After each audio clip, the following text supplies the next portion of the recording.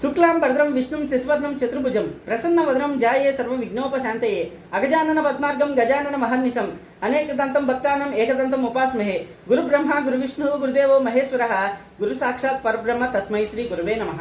హరి ఓం.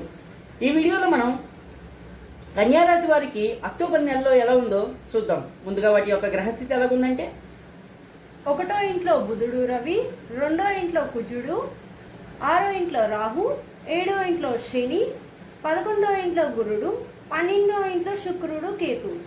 వీరు ఇలా ఉండటం వలన ఒక రకంగా ఈ నెలలో మనకి కొంచెం ప్రాబ్లమ్స్ ఎక్కువగా ఉన్నాయని చెప్పొచ్చండి.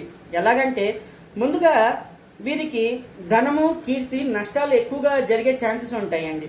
అట్లానే వ్యాధులు, అంటే ఏదైనా సరే ఈజీగా అటాక్ అయ్యే ఛాన్స్ ఉంటుంది. కొంచెం మనం డైట్ కంట్రోల్లో పెట్టుకోవడం చాలా మంచిది.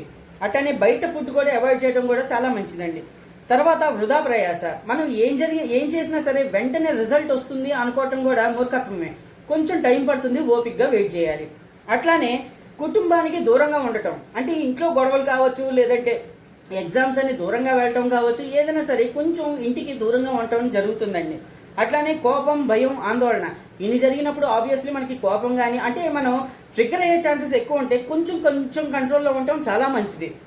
తర్వాత ఆలస్య ఫలితాలు, మనం చేసిన దాన్ని ఫలితం రాదు అనుకోకూడదండి. ఖచ్చితంగా వస్తే, కాబట్టి కొంచెం లేట్ అవుతాయి. ఆ పేషెన్సీ మనం మెయింటైన్ చేస్తే సరిపోతుంది.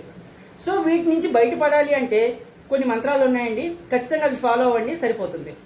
ఓం భాస్కరాయ నమః, ఓం దుమ్ దుర్గాయ నమః అని చక్కగా మనం సూర్యుడిని అట్లనే దుర్గామాతని పూజిస్తే సరిపోతుందండి.